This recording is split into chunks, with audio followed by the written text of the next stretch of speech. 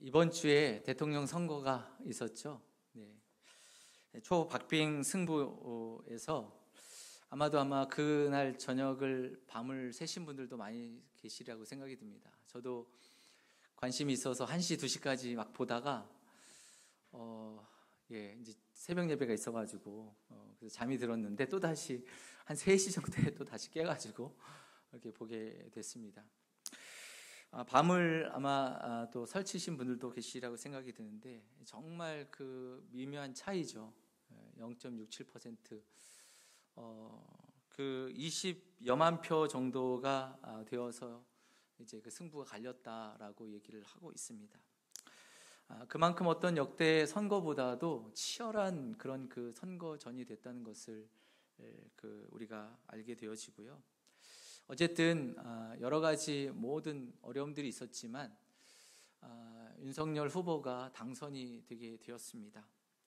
국민의 선택을 20여만 표 더 받아서 이제 대통령이 된 것이죠. 한쪽에서는 환호를 하고 한쪽에서는 이제 고배를 마셨습니다. 여러분, 한 나라의 지도자를 세운다는 것은 참 쉽지 않죠. 정말 중차대한 일입니다. 왜냐하면 그 대통령이 어떤 결정을 내리느냐, 어떤 판단을 하느냐라고 하는 것이 국가 전체가 움직여가고 국가 전체가 잘 되느냐 못 되느냐라고 하는 것을 결정하기 때문에 중요한 일이죠. 한편으로는 대통령이 되긴 했지만 국가가 둘로 거의 나뉘어진 것 같은 그런 그 모습들을 또 보면서 우려하는 마음도 있게 되어집니다. 여러분, 어쨌든 여기 계시는 분들이 한쪽으로는 어떤 분을 찍으셨는지는 잘 모르겠지만 여러분, 어쨌든 그럼에도 불구하고 우리가 교회 안에 또 믿음 안에 그리스도인으로서 하나님의 백성들로서 우리가 한 마음이 되어지고 또 우리 이 나라와 민족을 위해서 함께 기도하는 믿음의 성도님들이 되시기를 간절히 부탁을 드립니다. 우리가 정치로 서로 간의 사람들을 바라보기 이전에 우리가 그리스도인으로서 하나님의 백성들로서 우리가 하나님의 뜻을 가지고 하나님의 마음을 가지고 우리가 세상을 바라보고 삶을 살아가야 되어지는 것이죠. 그래서 여러분, 우리가 하나님의 법을 가지고 하나님의 눈을 가지고 우리가 세상을 바라봐야 하는 것입니다. 그래서 당선된 자 편에 섰던지 낭만자들의 그 자리에 섰던지 간에 당선된 자들은 모든 또 국민을 하나로 품고 포용하는 마음이 필요하고요. 또 낭만자들은 또 결과에 또 겸허히 받아들이면서 또 국가가 또 같은 마음으로 한 방향으로 또 갈 수 있도록 함께 마음을 또 함께 하는 것이 필요할 때인 줄로 압니다. 그러게 여러분, 우리가 함께 믿음의 그리스도인으로서 기도하면서 하나님, 이 민족이 지금 양쪽으로 나뉘어져 있는데 화합하고 통합할 수 있는 민족 되도록, 또한 기도해 주실 것은 택함 받은 국민들의 선택을 받은 대통령 당선자가 그가 가지고 있는 공의와 정의를 가지고 정말 그의 마음이 이 민족과 이 국민들을 사랑하는 마음으로 잘 통치할 수 있도록 하나님 은혜 주시기를 위해서 함께 기도해야 할 줄로 믿습니다. 성경의 말씀을 보게 되면 성경에는 모든 권세는 하나님께로부터 왔다고 말씀을 하고 있죠.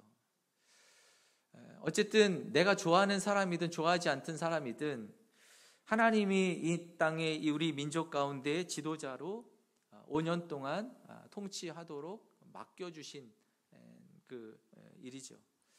그러게 여러분, 우리가 이 민족과 이 땅과 이 대통령과 또한 이 민족을 위해 함께 기도하심으로 하나님, 이 민족이 참으로 하나님 보시기에 아름답게 또 세워져 갈 수 있도록 하나님 은총을 베풀어 달라고 함께 기도하시면서 나라를 사랑하는 마음으로 함께 또 기도하며 화합하는 믿음의 성도님들이 되기를 간절히 부탁을 드리겠습니다. 오늘 말씀을 보게 되면 물론 대통령으로 하나님께서 5년 동안 택함 받은 그 지도자로 세워주셨지만 또한 이 땅에 하나님의 나라를 위해서 택함 받은 사람이 있습니다. 오늘 말씀에 보면 그게 누구입니까? 바울이죠. 바울이 택함 받은 하나님의 일꾼이었습니다. 바울은 그가 하나님으로부터 받은 받은 그 은혜를 가지고, 소명을 가지고 교회들을 개척해 갑니다. 그리고 그 교회들을 향하여서 편지를 쓰는데 이렇게 편지를 쓰고 있습니다. 그 편지들의 그 가장 첫 번째 그 앞에 보면 이렇게 얘기하죠. 고린도전서 1장 1절에도 하나님의 뜻을 따라 그리스도 예수의 사도로 부르심을 받은 바울. 고린도서 1장 1절에도 하나님의 뜻으로 말미암아 그리스도 예수의 사도된 바울. 로마서 1장 1절에 보면 예수 그리스도의 종 바울은 사도로 부르심을 받아 하나님의 복음을 위하여 택정합을 입었으니. 또한 갈라디아서 1장 1절에도 사람에게서 난 것이 아니요 사람으로 말미암은 것도 아니요 오직 예수 그리스도와 그의 죽은 자 가운데에서 살리신 하나님 아버지로 말미암아 사도된 바울. 바울은요, 내가 택정함을 입고 택함을 받았는데 누구로부터 받았나? 사람에게서 나는 것이 아니다. 나는 사람으로부터 말미암은 것도 아니다. 나는 하나님의 뜻으로 부르심을 받은 자다. 택함을 받은 사람이다. 사도로 부르심을 받았다고 바울은 분명하게 자기의 정체성을 선포하고 있는 것입니다. 자기의 정체성을 분명히 압니다. 내가 하나님으로부터 하나님의 뜻으로 부르심을 받고 택함을 받아서 복음의 전도자가 되었다. 사랑하는 성도 여러분, 여러분들은 어떠십니까? 여러분, 우리도 주님의 부름받은 택함받은 하나님의 자녀인 줄로 믿습니다. 우리도 부름받았죠. 여러분들 어떻습니까? 내가 주님으로부터 하나님의 뜻대로 부름받았다고 여러분 믿으십니까? 주님으로부터 내가 부름받아 택함받은 믿음의 일꾼이라고 믿으십니까? 내가 정말 하나님께서 나에게 계획을 가지시고 하나님이 나를 부르셔서 나를 믿음의 자리로 택함받은 하나님의 사람으로 나를 불러주셨다고 여러분 믿으십니까? 여러분, 우리가 주님이 부르시지 않으셨으면, 우리를 택하시고 우리를 부르시지 않으셨으면 우리가 지금 이 자리에서 예배를 드릴 수가 없죠. 부름 받으셨기 때문에 예배를 드릴 수 있습니다. 이 자리에 있어서 주님 앞에 예배를 드리는 거죠. 바울은 로마서 8장에도 보면 미리 정하신 그들을 또한 부르시고 부르신 그들을 또한 의롭다 하시고 의롭다 하신 그들을 또한 영화롭게 하셨다. 여러분, 주님께서 우리를 부르셔서 부르신 것뿐만이 아니라 우리를 의롭게 하시고 영화로운 자리로, 영광된 자리로 우리를 이끌어 가시는 분이심을 믿으시기를 축원합니다. 오늘 말씀해 보니까요, 벨릭스 총독 이후에 베스토 총독이 유대 지역의 총독으로 부임을 하고 있습니다. 베스토가 부임을 한 지 3일 만에 이제 그 예루살렘으로 올라가는 거죠. 원래는 그 총독이 있는 그 관저가 가이사라라고 하는 지역이 있지만 예루살렘으로 올라가고 있습니다. 이유는 뭐냐면 내가 이제 유대 지역을 통치를 하는데 유대 지역에서 유력한 자들, 대제사장이나 아니면 높은 자들, 유대의 높은 그 지위를 가지고 있는 사람들이 다 예루살렘에 있으니까 예루살렘에 가서 그들을 만나기 위해서 가는 거죠. 내가 부임을 받아서 그곳에 가서 유대 지역을 잘 통치하고 싶어서 이제 업무 파악도 하고 또 그 지역에 있는 유지들을 또 만나고자 가는 것입니다. 여러분, 처음 만나기 위해서 이제 예루살렘으로 올라갔는데 오늘 말씀해 보니까요, 대제사장들 또한 거기 유대인 유력한 자들이 베스도를 만나자마자 바울을 고소를 하고 있습니다. 고소한다는 것은 공개적으로 그가 잘못한 것들을 다 드러내는 것을 말하죠. 이것을 잘못했고 비난하는 것을 말하는 것입니다. 유대인들, 대제사장들, 여러분 얼마나 무례합니까? 지금 첫 만남을 가지고 있는데 그것도 그 지역을 통치하는 로마의 그 신임을 받고 와 있는 그 총독을 처음 만나는 그 자리에서 바울을 비난을 하고 뿐만 아니라 바울을 예루살렘으로 보내라고 부탁까지 하고 있습니다. 여러분 어떻습니까? 여러분 처음 만나는 사람은요, 처음부터 부탁하지 않잖아요. 그 사람이 지금 어떤 사람인지 알아보기도 하고 친밀감을 가지기 위해서 그 사람이 성격은 어떻고 또 그 사람의 생각은 무엇이고 이런 걸 좀 알아가기 위해서 첫 만남을 하는 건 아닙니까? 근데 첫 만남부터 부탁을 하고 있고 첫 만남부터 자기들의 요구를 관철시키고자 행하고 있습니다. 얼마나 무례하기도 하고요.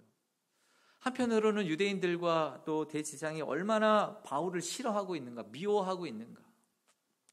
바울을 어떻게 해서든지 고발을 하고 고소를 해서 그를 법정으로 세우고 그를 죽이고자 하는 이 유대인들의 급한 마음을 잘 보여주고 있는 것입니다. 오늘 말씀에 보니까요, 고발이라고 하는 단어가 오늘 4번이나 사용을 하고 있습니다. 1절부터 12절까지.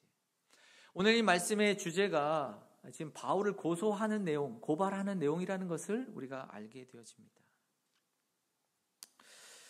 여러분, 이 고소라고 하는 것 앞에서 얘기했던 것처럼 그 단어는 그냥 공개적으로 비난하고 잘못한 것을 드러내는 것이지만 이 고발은 달라요.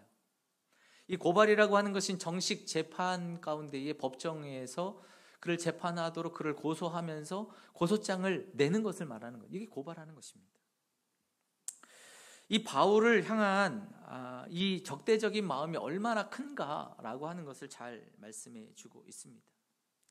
베스도를 압력하는 것이죠. 지금 이제 막 부임해가지고 유대 지역에 있는 사람들에게 잘 보이고자 하는 그 심리를 이용해서 집요하게 그 마음을 파고들어서 베스도를 압력을 넣고 또 자기들의 그 정치적인 목적을 이제 관철시키기 위해서 행사를 하고 있습니다. 사랑하는 성도 여러분, 바울이 주님으로부터 택함을 받은 믿음의 사도입니다. 하나님의 나라를 위해서 힘쓰며 애쓰며 그 일을 행하는 헌신된 믿음의 충성된 일꾼입니다. 그렇지만 그가 그 삶의 현장 속에서 또 믿음의 삶을 살아가는 그 삶의 현장 속에서 얼마나 그가 방해하는 세력들이 강력한가, 그를 방해하는 그 무리들이 얼마나 그 권세와 힘을 가지고 그를 옥죄어 오고 있는가라고 하는 것을 잘 보여주고 있습니다. 여러분, 그 바울이 이렇게 얘기하죠. 세상의 권력 또 세상의 그 공격이 그를 무력화시키기 위해서 힘을 쓰고 있는데 어느 정도는 성공하고 있지 않습니까? 한 반은 성공했습니다. 그를 감옥에 지금 가두어 놓고 있기 때문에 그렇습니다. 그러나 바울은 믿음의 그 선한 싸움을 싸워가면서 이 공격과 이 모든 그 방해가 어디에서부터 오는지를 분명하게 믿음의 성도들에게 밝히고 있습니다. 여러분, 예배소 그 서의 말씀에 보게 되면 바울이 예배소 교회를 향하여서 이렇게 얘기하죠. 권면하면서 너희가 주 안에서와 그의 힘의 능력으로 강건하여지고 마귀의 계계를 능히 대적하기 위해서 하나님의 전신갑주를 입으라. 하나님의 전신갑주를 입으라. 너희 씨름은, 우리의 씨름은 혈과 육에 대한 것이 아니고 통치자들과 권세자들과 이 어둠의 세상 주관자들과 하늘에 있는 악의 영들의 상대함이라. 사랑하는 성도 여러분, 우리가 믿음의 길을 걸어가며 택함 받은 하나님의 백성이지만 이 땅에 믿음의 길을 걸어갈 때 우리에게 다가오는 이 방해와 이 요소들은 그저 우리에게 보여주는, 눈앞에 보여지는 것이 다가 아니라는 것을 이야기하고 있습니다. 분명하게 말씀하고 있죠. 어둠의 세상 주관자들과 하늘에 있는 악의 영들을 상대하는 것이다. 사랑하는 성도 여러분, 여러분들에게 다가오는 많은 고난과 어려움 속에 여러분 이것이 보여지는 것이 다가 아님을 여러분 믿으시고 그 안에 어두운 세력과 악의 영들의 있음을 여러분 감지하시고 믿음의 선한 싸움을 싸워갈 때 믿음의 전신갑주를 입는 믿음의 성도들이 되시기를 간절히 축복합니다. 그래서 진리의 허리에 띠를 띠고 의의 흉배를 붙이고 평안의 복음의 신을 신고 믿음의 방패를 가지고 성령의 검곧 하나님의 말씀을 가지라. 사랑하는 성도 여러분, 우리가 이 땅에서 이 모든 고난과 어려움 가운데 이 악의 영들을 이겨가기 위해서 믿음의 선한 싸움을 싸워가기 위해서 전신갑주를 취하시고 하나님의 말씀의 검을 가지고 날마다 담대하게 서시는 믿음의 성도들이 되시기를 간절히 축복합니다. 여러분, 우리가 믿음의 선택받은 하나님의 백성이지만 우리가 이 땅에 사는 가운데에 우리에게 달려드는 수많은 고난과 어려움이 있다는 것을 우리가 인식해야 할 것입니다. 그것이 통치자들과 권세자들을 통하여 오기도 하고요. 우리에게 압력을 넣는 거죠. 힘 있는 사람들 통해서 우리에게 압력이 들어옵니다. 실질적으로 우리 가운데 현실적으로 피부로 느낄 수 있도록 우리를 넘어뜨리고자 한다는 것을 우리는 기억해야만 할 것입니다. 여러분, 사단이 욥을 고발을 하고 있죠. 욥이 고발을 하고 있습니다. 그러면서 사단이 사용했던 그 수단이 무엇이었습니까? 욥의 재산을 다 걷어가는 것이었습니다. 욥의 자녀들을 또 데려가는 것이었습니다. 사랑하는 아내도 도망가고요. 그리고 또한 육체 가운데도 질병이 찾아옵니다. 고통 가운데 겨하는 것이죠. 그 아픔이 그에게 주어집니다. 여러분, 그 안에서 그가 할 수 있는 것 무엇입니까? 참으로 고통스럽습니다. 믿음의 삶을 살아가는 것을 포기하고 싶습니다. 그냥 끝내버리고 싶은 것입니다. 내가 스스로가 굴복하고 싶은 마음이 우리 안에 들어오는 것이죠. 여러분, 그럴 때에도 여러분 두려워하지 마시고 하나님이 살아계심을 여러분 믿으시고 믿음 안에 거하시는 성도들이 되시기를 간절히 축복합니다. 두려워하는 게 아니라 하나님을 믿는 믿음 안에 서는 거죠. 하나님이 주관하시고 하나님이 통치하시고 하나님이 우리를 인도하시고 하나님을 신뢰하는 마음으로 주님 붙들고 우리를 승리 가운데 인도하실 그 주님을 바라보시며 날마다 믿음 안에 거하시는 성도들이 되시기를 간절히 축복합니다. 오늘 바울은요, 권세를 가지고 바울을 위협하는 그들을 향하여서 담대하고 있습니다. 두려움이 없습니다. 오늘 11절 말씀해 보니까 이렇게 얘기하죠. 만일 내가 불의를 행하며 무슨 죽일 죄를 지었으면 죽기를 사양하지 아니할 것이나 만일 이 사람들이 나를 고발하는 것이 다 사실이 아니면 아무도 나를 그들에게 내어줄 수 없나이다. 여러분, 하나님께서는 우리를 사단에게 내어주시지 않으십니다. 우리가 포기하지 않고 주님을 붙들면 주님께서 우리를 내어주시지 않으실 줄로 믿습니다. 바울은 내가 죽을 죄를 지었다면 나는 죽어 마땅하다. 그러나 내가 고발하는 자들이 거짓말하는 것이면 나는 그들에게, 그래서 가이사라 할지라도 또 어떤 누구도 나를 그들에게 내어줄 수 없다. 왜? 하나님이 붙들고 계신다는 것이죠. 하나님이 재판장이 되시는 것이죠. 하나님의 의로운 판결을 내리실 것을 확신하기 때문에 그렇습니다. 여러분, 세상 앞에, 세상의 법정 앞에 혹시 서보신 분들이 계십니까? 저는 뭐 그런 일은 없지만 세상의 법정 앞에 서면 특히 그 죄인으로서 그 자리에 서면 불안하죠. 두려움이 찾아옵니다. 그러나 바울은요, 부끄러운 것이 없기 때문에 두려워하지 않습니다. 법정 앞에 섰어도요. 부끄러워하지 않습니다. 성도 여러분, 우리가 신경 써야 할 것은 세상의 법정이 아닙니다. 세상의 법정이 우리를 두렵게 만드는 것이 아닙니다. 세상의 사람들의 고발과 고소가 우리를 두렵게 하는 것이 아닙니다. 세상의 위협과 공격이 우리를 두렵게 하는 것이 아닙니다. 우리가 정말로 신경 써야 되는 것, 우리가 정말 정신을 차리고 마음을 집중을 하고 신경을 써야 되는 것은 하나님의 법정 앞에서입니다. 하나님의 법정 앞에서 우리가 두려워해야 하는 거죠. 하나님의 법정 앞에서 어느 누구도 우리는 피해갈 수 없습니다. 죄목을 하나하나 주님께서 제목을 들으시고 우리를 재판하실 것입니다. 심판하실 것입니다. 여러분, 그럴 때 여러분, 주님 앞에서 우리가 두려움 없게 서기 위해서는 여러분, 예수님께서 우리의 모든 죄를 다 사하셨다고 말씀하셨잖아요. 너희 죄가 주홍 같을지라도 눈과 같이 희어질 것이요 진홍같이 붉을지라도 눈과 같이 희어질 것이다. 양털같이 희어질 것이다. 사랑하는 성도 여러분, 우리가 정말 주님의 법정 앞에 섰을 때 예수님을 바라보시고 예수님을 믿는 믿음 안에서 정말 우리를 깨끗게 하신 주님 앞에 담대하게 서시는 믿음의 성도님들이 되시기를 간절히 축복합니다. 그러게 여러분, 우리가 이 세상 가운데 두려워할 것은 세상이 아닙니다. 하나님을 두려워하는 거죠. 우리가 하나님을 두려워함으로 하나님 앞에 나아가는 것입니다.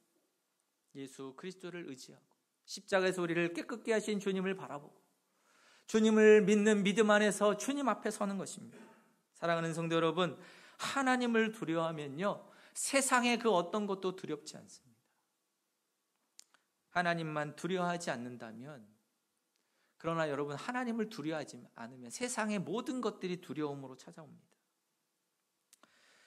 사랑하는 성도 여러분, 그러므로 여러분 하나님을 두려워하심으로 세상 가운데 두려움 없이 삶을 살아가시는, 담대하게 삶을 살아가시는 믿음의 성도들이 되시기를 간절히 축복합니다.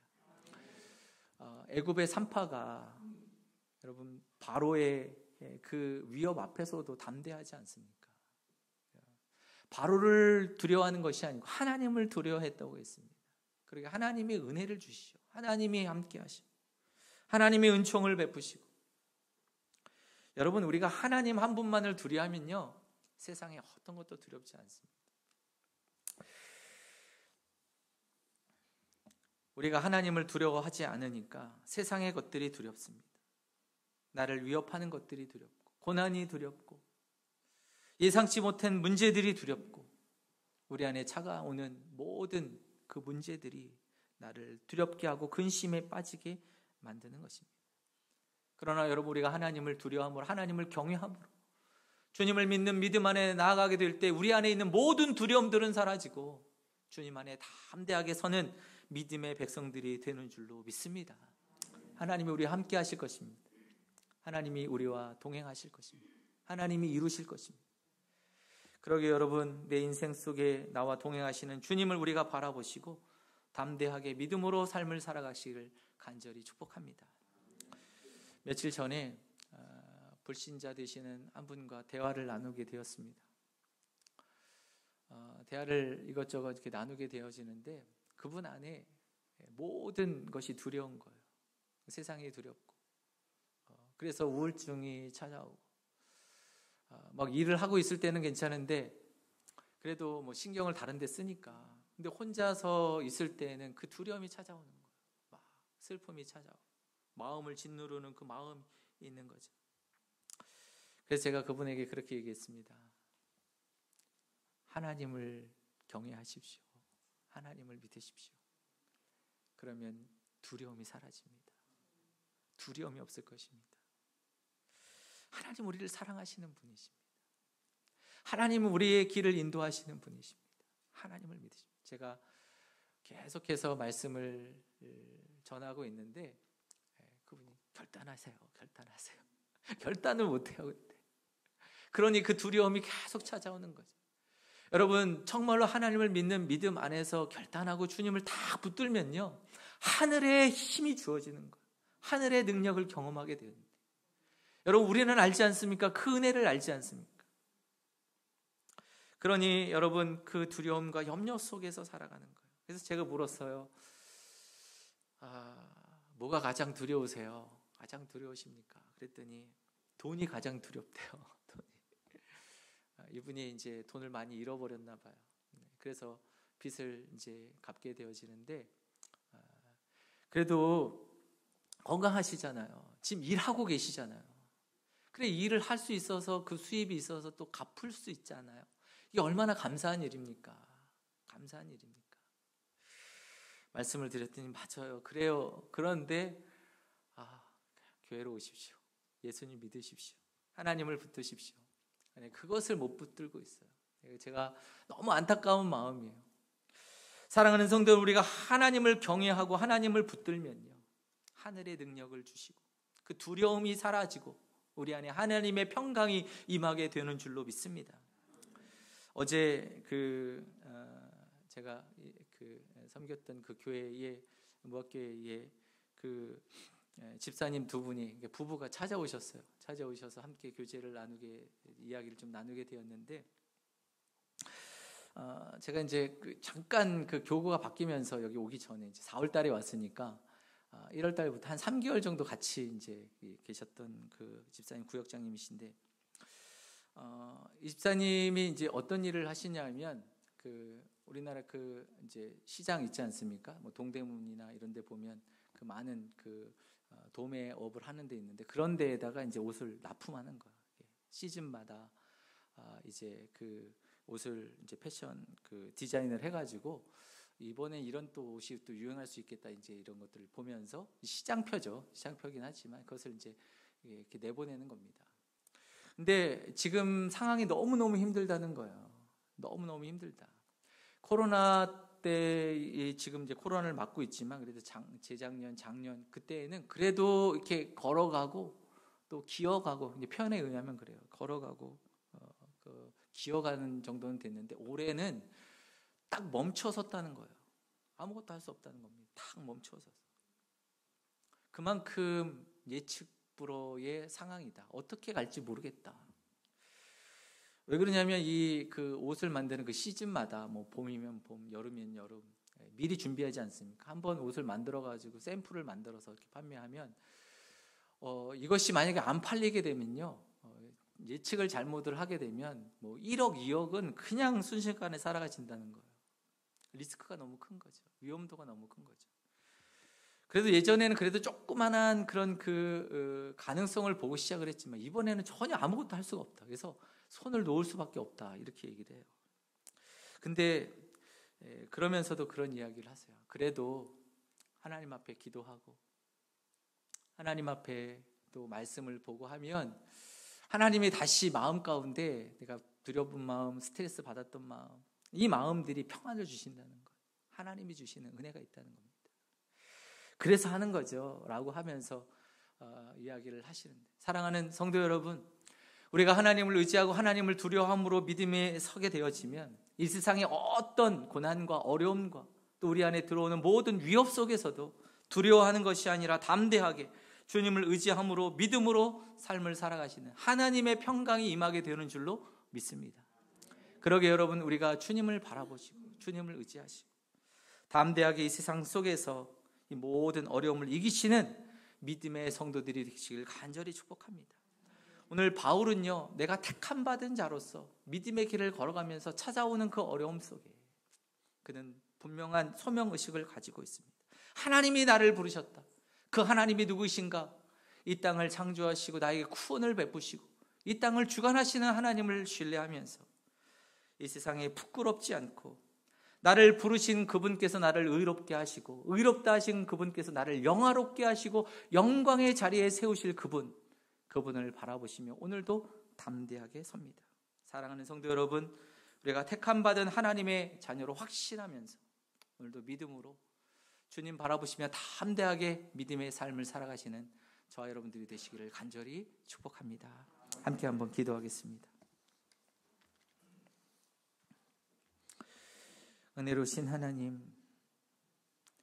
택함받은 하나님의 자녀들이지만 우리 안에 찾아오는 현실적인 고난과 어려움 속에, 위협 속에 두려움이 찾아오는 것은 사실입니다. 하나님, 그러나 우리가 주님이 이 땅의 주관자가 되심을 확신하게 하시고 주님을 붙들고 주님을 의지함으로 주님 안에 거하는 하나님의 자녀들이 되게 하여 주셔서 하나님으로부터 공급하시는 하나님의 힘과 능력으로 승리하며 나아가는 저희들이 되게 하여 주시옵소서. 감사드리며 예수님의 이름으로 기도드립니다. 아멘.